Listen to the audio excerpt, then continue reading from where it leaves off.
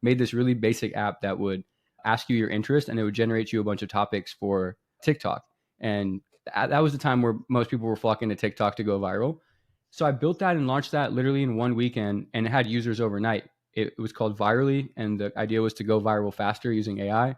And it just started picking up traction overnight.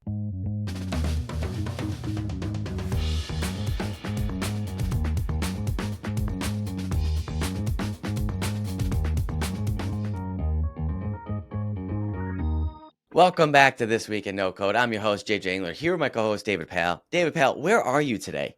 I am in Queenstown, New Zealand.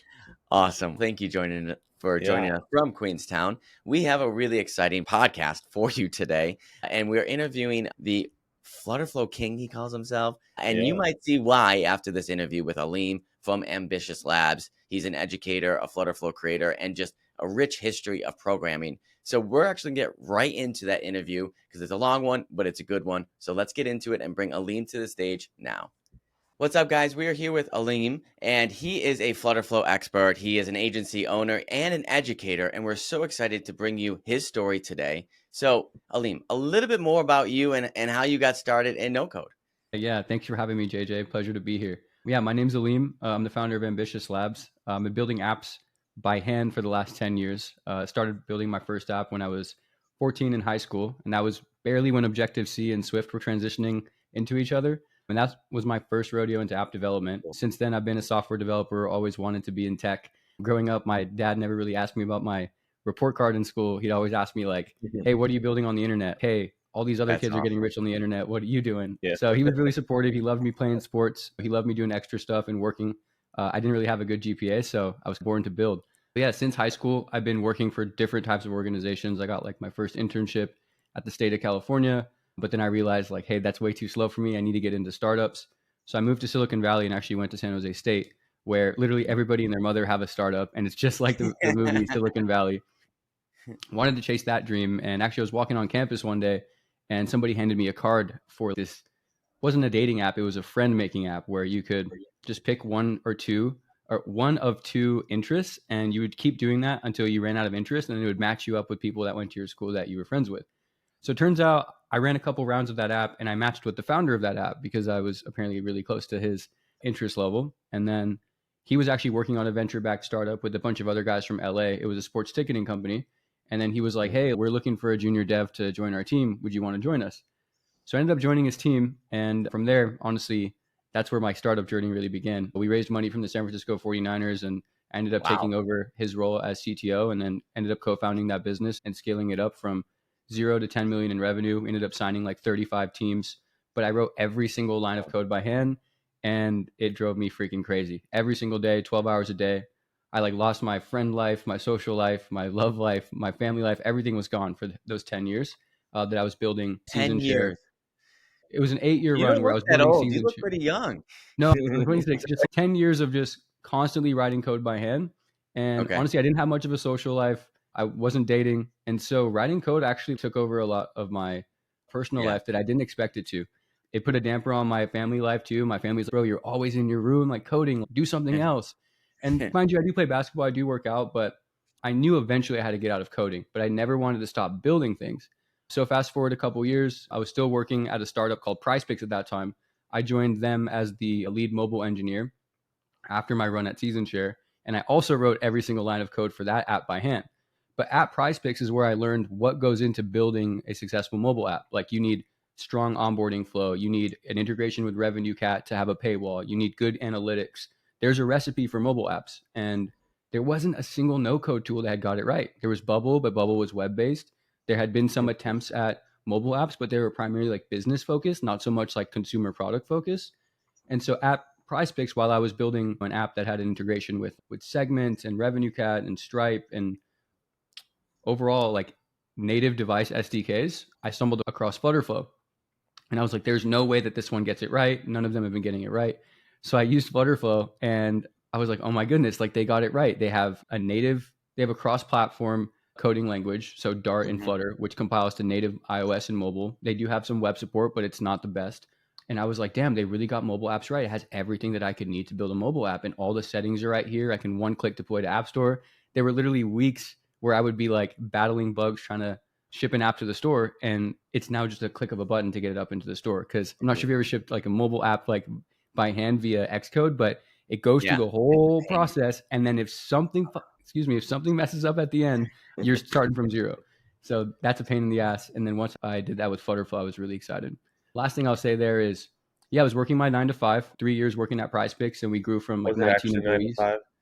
It must have Sorry, been one. no, it wasn't Was a it 9 9 to to 5. 5? It was It was more like supposed, the first one. yeah. So PrizePicks was actually a lot better at work-life balance, but yeah, I was definitely grinding. And I was like, hey, there's something I got to do next that's more focused toward education. I always wanted to start an education company, and then I came across FlutterFlow, and so those two things were converging in my mind at the time. Then the AI boom hit, and everybody's talking about ChatGPT, and everybody's talking about the AI boom hit. ChatGPT was not around. It was just when Copy AI and Jasper were taking the Oh internet yeah. by storm. It was Mhm. just those Yeah. two players. I woke up one night like 2 a.m. I checked the app store, and there were no AI apps yet. That wasn't a thing. It was just Copy.ai. So I was like, damn, let me find a really small niche and then integrate with the GPT-3 Da Vinci model at the time and Yeah. write a really quick wrapper around a really niche use case, which turned out to be like social media creators. I was making a lot of TikTok videos, so I made this really basic app that would ask you your interest, and it would generate you a bunch of topics for TikTok. And that was the time where most people were flocking to TikTok to go viral. So I built that and launched that literally in one weekend, and it had users overnight. It was called Virally, and the idea was to go viral faster using AI. Mhm. And it just started picking up traction overnight because everybody was Googling like Copy AI, Jasper. And then when ChatGPT hit, it just skyrocketed. And that turned out to be like my entry into FlutterFlow and realizing, wow, the barrier of entrepreneurship has just been brought to literally almost nothing. If you know a bit about product development, you can put together the puzzle pieces of a mobile app, you can build a sustainable app business right now. Wow. That's awesome. There's a lot there. What a Yeah. journey. Yeah. So you 10 years started of in programming. That's impressive in itself. You must be a pretty good programmer at this point. I would say, like, not to blow up my ego, but there are a lot of there are not many problems that I've seen across our academy that we haven't been able to solve just because of our like native programming background. Yeah. Mhm. So that it helps to have a little bit of coding background, especially on the mobile side when working with FlutterFlow, or is that just on the last edge of the platform? You're like, how would I do this in code? And then you just find how to do it in FlutterFlow. Does that make a difference? Does Yeah, that it matter? does, because at the end of the day, FlutterFlow is just a nice visual interface on top of all the programming languages. You're dragging and dropping in FlutterFlow, and it's actually writing code under the hood. And Yeah. eventually, when the drag and drop builder kind of encounters an issue or encounters an edge case, the error that's thrown is from the code level. And that's Yeah. where a lot of FlutterFlow builders raise a red flag. You're like, damn, Yeah. all right, so now is it over for me? Is my journey, Yeah. is this how it ends? And so I then thought I they're, could do it. I was so close. yeah. And that's what I saw. And I was like, wow, this is an incredible tool. They're growing really quickly, but there's got to be a way to navigate the code land of this for newbies. But yeah, so fundamentally, yes, like FlutterFlow is just a wrapper on Flutter. And so you have to know the Flutter framework and how like the Flutter CLI tools work, how the Flutter compiler works. And if you can make sense of the code and apply low code thinking rather than like hard code thinking, you are able to navigate your way out of these situations. And nowadays with like ChatGPT, it makes things easy. You can just copy and paste that block of error text, and hopefully Yeah. ChatGPT can help you get your way out. Yeah, hopefully it gives you a little bit more context. There have been some really cool tools coming out, taking error messages and turning them into more kind of human readable code or Yeah. And I'm snippets. sure all platforms are going to get there with it eventually. So I think, how long have you been building with FlutterFlow? Since October of 2022 was when I launched virally. Okay. Uh-huh. Wow. So it's So not that long ago. And since then, you have gone on to build your own agency and education company. Let's talk about the agency first. Where are you yeah, guys at now?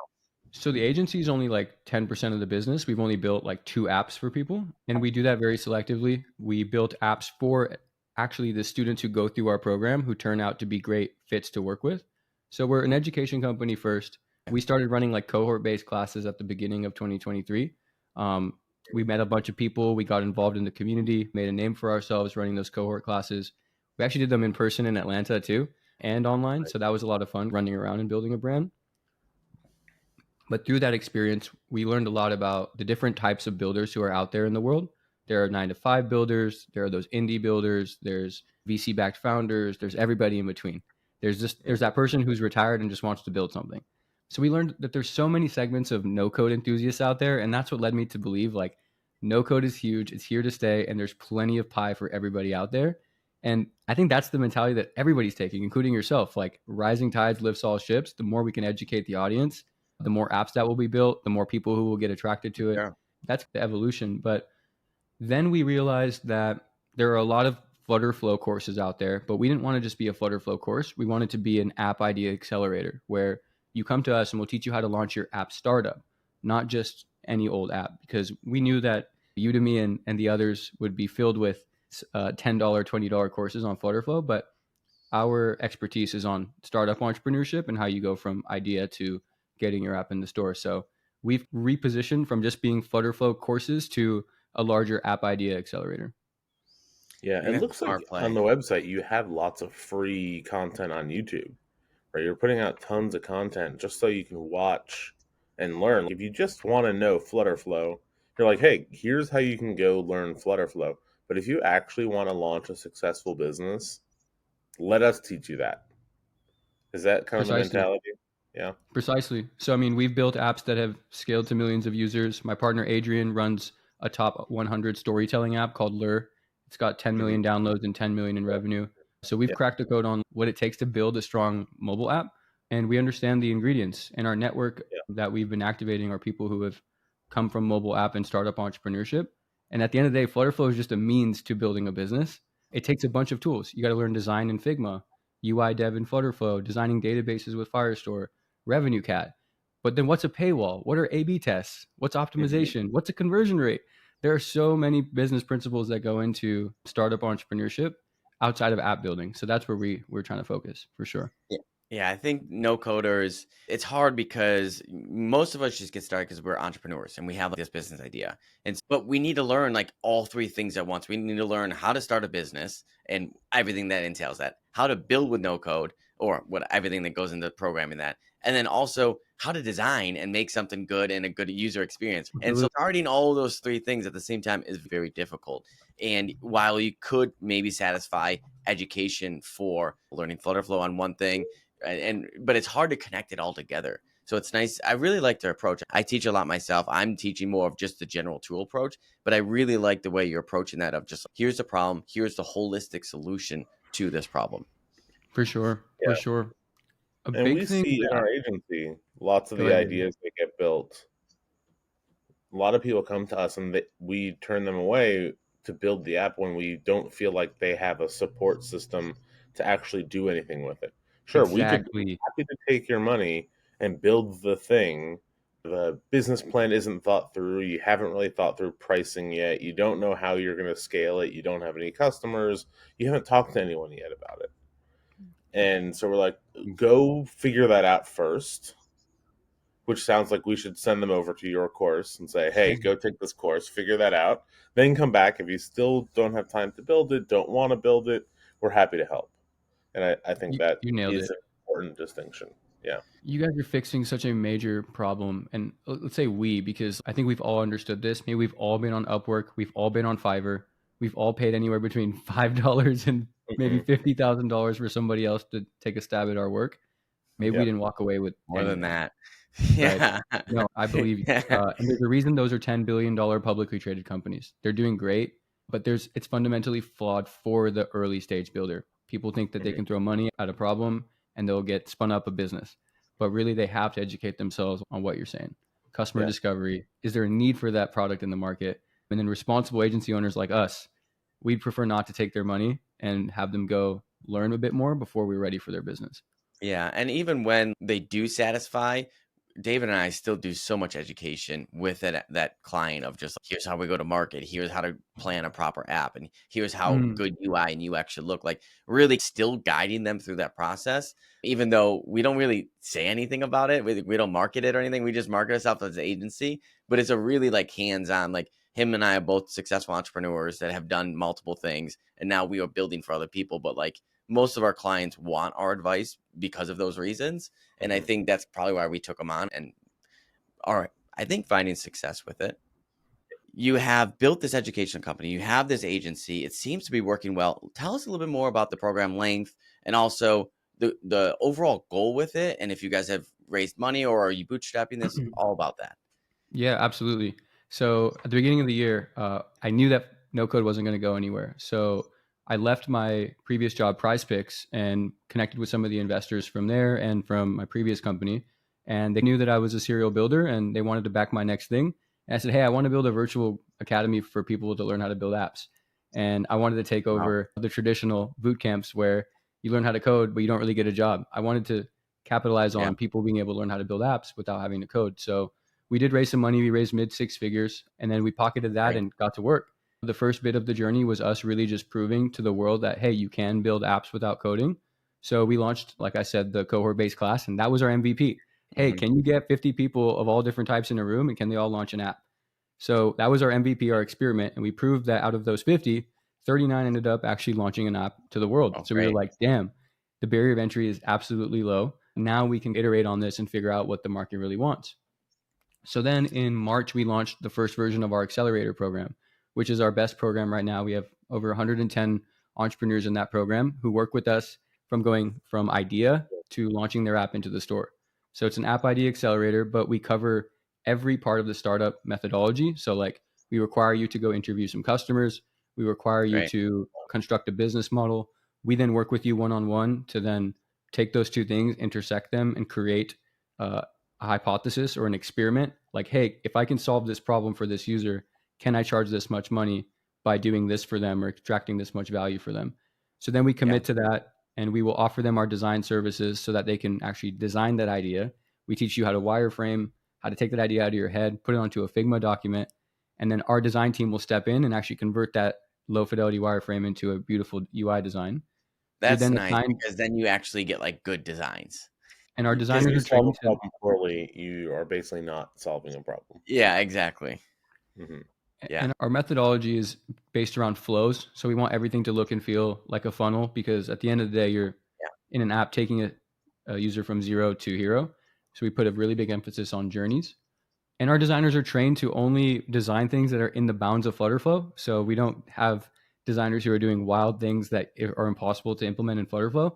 We try to keep everything inside the ecosystem. Then you're assigned your own dedicated coach, and we recruit these coaches from all over the world. And your FlutterFlow coach meets with you once or twice a week, and they coach you through actually bringing those designs to life. Then you go work with them again to design your database. We'll then coach you through implementing any monetization. Then I step in and I actually help you optimize your App Store listing and get you up on the App Store, get your screenshots going, and then we send you off to the races where you can start getting your first users. The program is designed for 6 months, but people do it in 2, people do it in the whole 6 months. It's really at your own pace because everybody is from different backgrounds. They have wives, kids, dogs, families, they have jobs. Maybe they're driving Uber. So it's at your own pace, but you can get help almost anytime.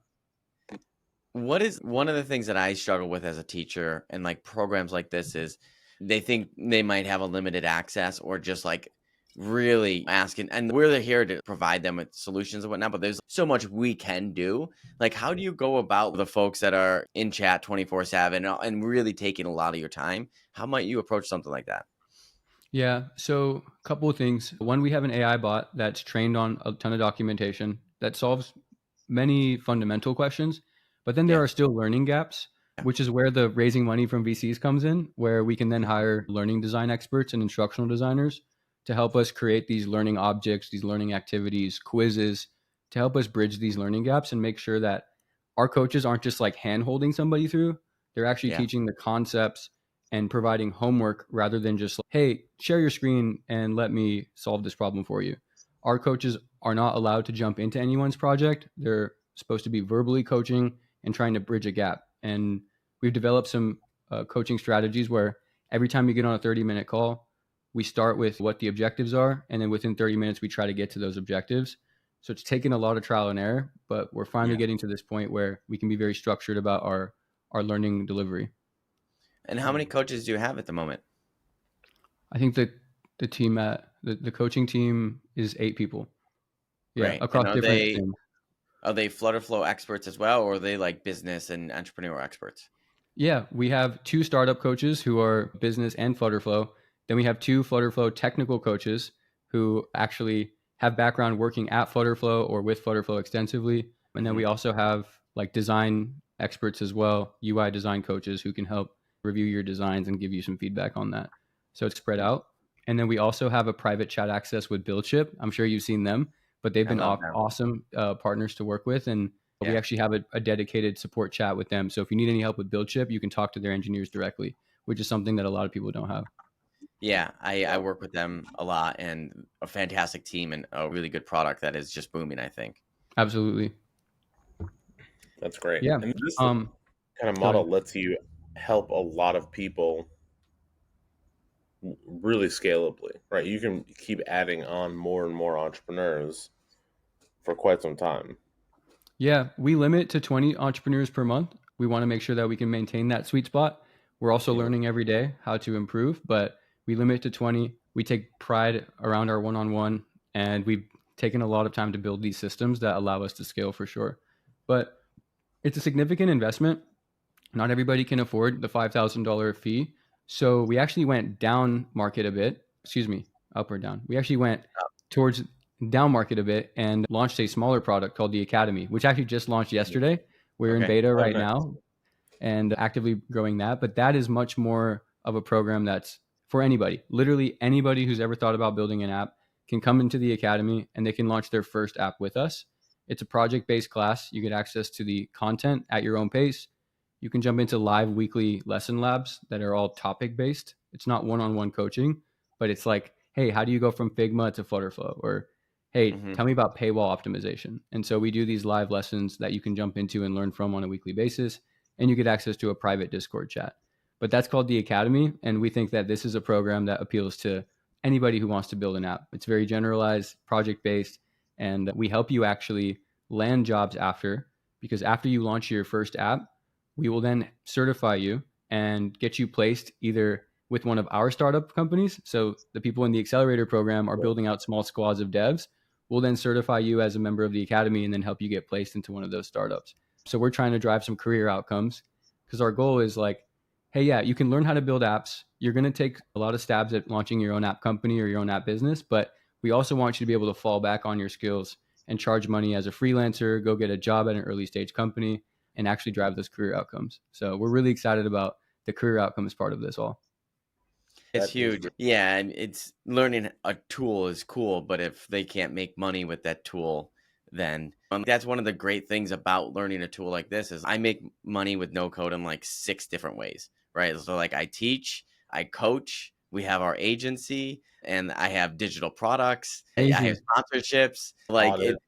it audits, like it's Yeah. and it's just from one skill set, right? When me it was Bubble, and now it's expanding to others, but you learn a skill set like this, like FlutterFlow, whatever, and you can monetize it in a variety of ways. And then also working full time as that if you wanted to do that, right? And so that's a huge part. And so when I got into certifications, a large part of it is just the no code industry doesn't know how to hire us yet. They don't know how to work with us. Businesses don't know what to call us.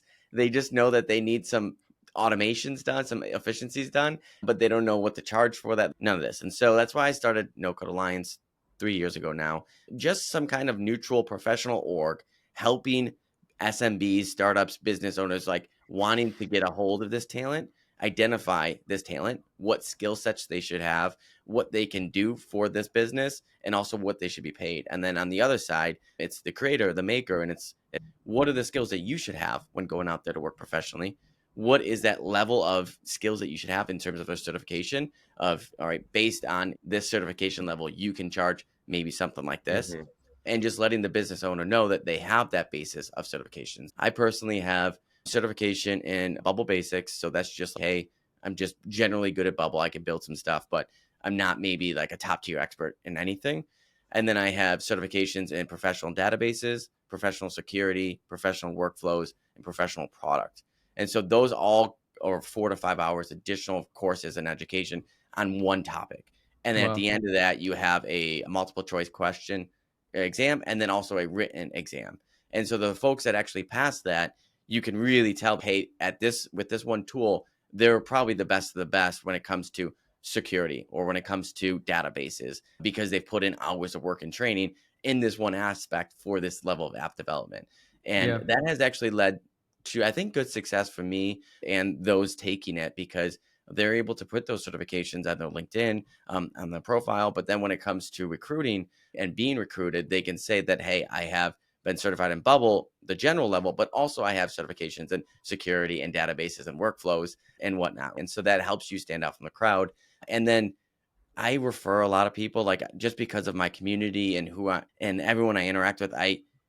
Those that take these tests and pass well, I'm reviewing them personally, so I know Mm. where their skills are. And so Mhm. when really good job offers come around, I go directly to them and say, hey, I got the best candidates for you because they've proven to me in these tests and exams that they are, and here you go, and match make them in that way.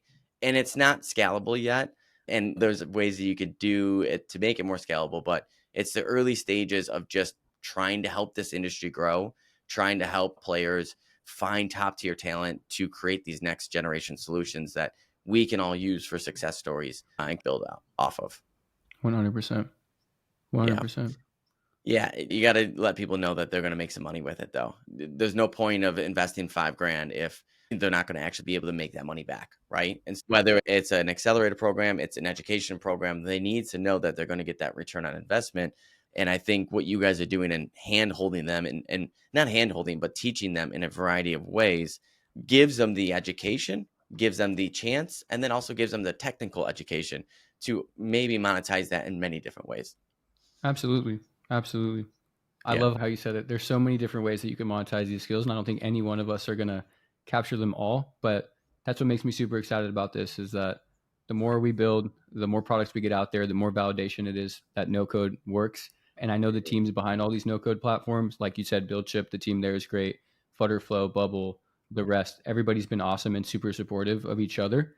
And I think that's the only way that we can build technology that changes the world. So yeah, I'm super bullish on this. You mentioned some platforms. Let's stay there. I think the no-code industry right now is really awesome. Technology right now is really awesome, right? Like, Absolutely. we're in a Yeah. really good Yeah. technology boom right now. We have AI, we have so many different things. I personally think we're moving towards more of an agnostic approach, because there are so many good tools that it's depending on the job that you need to do or the For sure. problem you need to solve. There's going to be a tool for it, right? What do you think about that approach? Is it like FlutterFlow all day, every day? And that's maybe just because that's a mobile thing, or where are you guys at with that? Yeah. We want to believe that FlutterFlow is all day, every day, but in reality, it's not. And it's not FlutterFlow's fault. It's Yeah, the underlying technology. I think FlutterFlow is fantastic for mobile first experiences, works really well for iOS and Android and progressive web apps. However, on web, you are going to struggle. It's just because Flutter as a programming framework, Dart as a language wasn't optimized for the Chrome engine just yet. It was optimized to be compiled for the chips on your mobile devices, and it's optimized to be compiled to Swift projects and to Kotlin projects. Unfortunately, not. But for web, we're seeing a lot of great players. I think Bubble is the de facto that most people go to build yeah. strong web products. We I'm have not sure WeWeb what the now. underlying. Do you know what the underlying code is for Bubble? I think they're Is mostly it? Yeah, JavaScript. It's it's Yeah. JavaScript.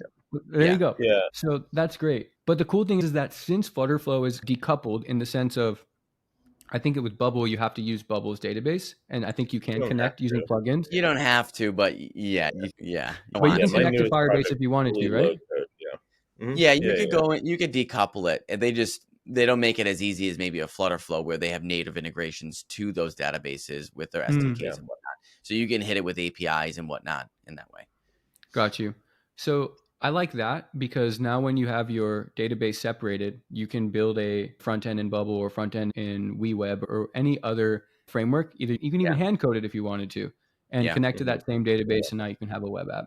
But yeah, Flutterflow is great for mobile, but mobile apps are highly untapped still because it used to be very hard to build a mobile app. You had to code it all in Swift, spend Yeah. hours on Xcode, and the barrier of entry to the mobile app market was really high. But now it's not. And App Store search is actually a very overlooked search market. People are searching for apps billions of times a week, the same way they search on Google. I'm bullish that mobile apps provide a really good package, a really good user experience, and if you can build one that solves just a really small problem in somebody's life, there's a huge opportunity there. Interesting. So when you talk to these entrepreneurs, they're all mobile first ideas that they're talking. Do you ever have, what do you do with the folks that are coming to you and going, great, I have a B2B app that most people are going to use on their computer? What happens then? What do you say?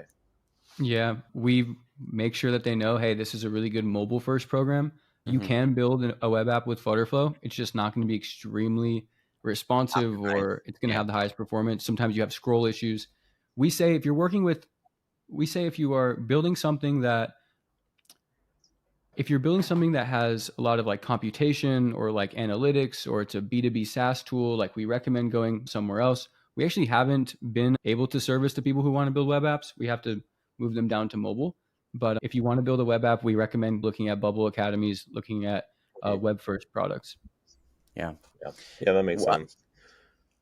I think we got a couple more before we got to get you out of here. No worries. But I think one last thing I want to say on the decoupling side, we've seen decoupling happening like in other industries like cable going to and Netflix and all this kind of stuff. Now we're seeing it in the no code world with decoupling on the front end and the back end compared to that of maybe a traditional like full stack like Bubble.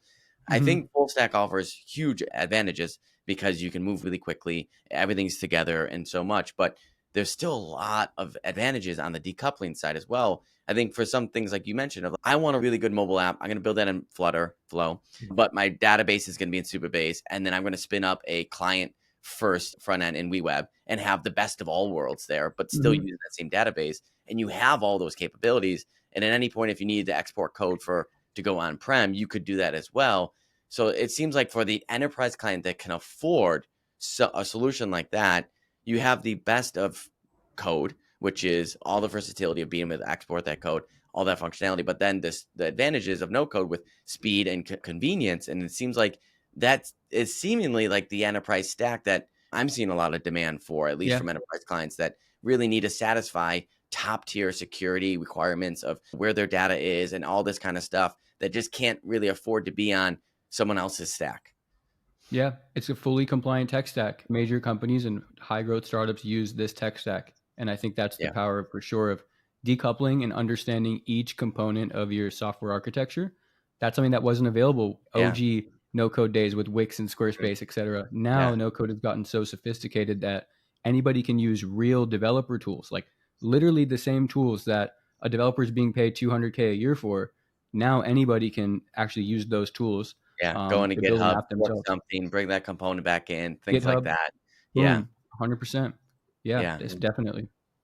It's an amazing time. It's an amazing time. Yeah, I think the curve to learning no code and low code is as low as it's ever been. Code too, for that matter, because of AI. So we can Mhm. learn things at a super speed. We can build things at a super speed. And so it's the day for the entrepreneur. Like they have all the resources and tools that they need to go out and find success now. And I think the last thing that's in the way is themselves, meaning they don't think they're smart enough to do it. They Boom. don't think they can do it. They don't think they have the resource. But in fact, they do. They just need to sit down and make it happen. And that's the message I've been trying to preach to all my students and everyone out there. Just, oh, I'm an old dog. I can't do this. It's no, you can do it. You can Mhm. do it. And oh, I don't have the time. Oh, I've been waiting to sit down and do this the right way. You're never going to find that time. Just sit down, do it. And if you like it, you'll find the time. You'll make the time to come back and finish it. But until you Absolutely. actually sit down and say, you know what, I can do this, it's not going to happen. But if you do, it can happen. That's 100%. not to say it's not hard still, right? There's still a lot of work to be done.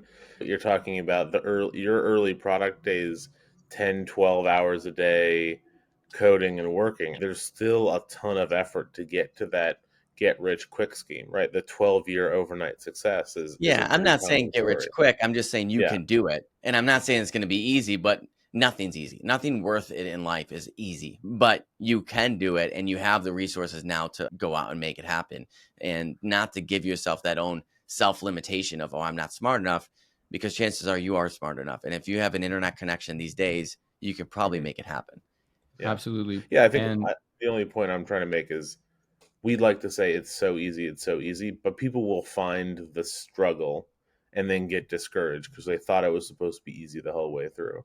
And we Yeah. want one of the things I love about your academy is people aren't just learning for the sake of learning. They have an idea that's driving their motivation to get to the Yeah. finish line.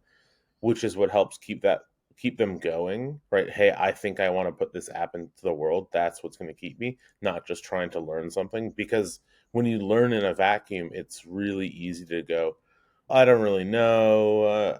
Should I really be spending this time? And Yeah. that's where a lot of people fall off. Like I saw this with my boot camp students.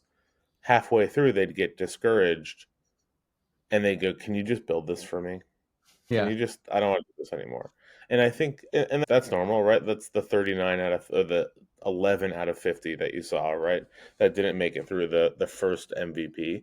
I think it's Mm, normal, but I think there's a lot of like work, grit that they need to develop, this muscle of running into a bug, figuring Entrepreneurship. out that's part of the process, being okay with spending 6 hours on that one thing they couldn't figure out. So trying to get past that roadblock. There are new things that you need to learn for sure, but definitely. generally you could do it. It's not going to be as easy maybe as I might make it seem sometimes, but you can do it. For Yeah. sure. You mentioned things that get in front of the entrepreneur. Like one big thing is my idea is already done. There's already something like this out there. But you have to remember there are almost 7 billion people with smartphones using the internet every single day. There's a piece of pie for everybody. If an idea has been done before, it just means that there's validation and that there's a need for it. But not everyone can service a market or a segment that you know the best. So I always encourage people anytime they say, hey, there's no competition, I would say, hey, go find some competition. Or, oh, there's already people out there. Well, that's great. Let's build something differentiated. And I hate when I hear that, because that's honestly one of the best signs is when there is competition. Yeah. Either there's a Agreed. reason why no one's built it already, or you don't understand the market well enough to know there's actually competition somewhere. For sure. They're doing Well Yeah. said. something. Yeah. Yeah, no, that's right. I agree. And so before we wrap, I want to ask about what's the future for the Ambitious Labs? What are you planning? You just launched a new academy, but what comes next? We just continue to grow. I think right now the VC market is tightening and people are seeing that valuations are huge and we don't want to go raise more money. We don't think that's the problem. We think it's all about continuing to produce success stories, continuing to obsess over our students, and teaching. I think we have two great opportunities. We have a cheaper program for anybody who wants to get in. We're going to be distributing that through schools, through blogs, through career building programs. We think that one's very agile, that we could even fork off in the summertime and do a kids' summer camp. We're even going to be Oh, hiring some of our students to help us run those kids' summer camps. So we think there's a lot of segments in the world who could learn no code app building. So our focus right now is to keep producing wins inside the accelerator, try to get a couple of our students who told us they want to get into Techstars or Y Combinator, just focus on some of those students to help them get to that point, continue just building more content and growing alongside the rest of the ecosystem. And I think great things happen from there. But we're focused on building a lean business that truly drives outcomes and focus on quality. We don't think that we need more money or we need to really grow too fast, because the market has to grow together. And if you grow too mm, fast, you know what happens from there. We got a lot of Yeah. layoffs and things happen that are not healthy. So we want to build a lean, healthy business alongside everybody else. that's great. That's awesome. Thanks for coming on today. It's been Thanks, great man. hearing your story.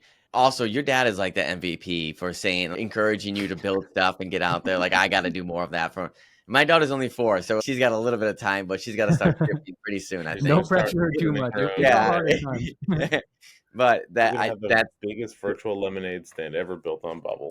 yeah, that's where Let's go. I definitely want to encourage her in that way too, of what are you making? And so I think that's awesome. What a tremendous background. I love the program. Let us know how we could support you. Thanks again for coming on today. And it was a pleasure. Thanks, man. It's definitely been a pleasure. I've been following you for a long time. Thank you so much. Thanks. I appreciate that. Thanks. Awesome.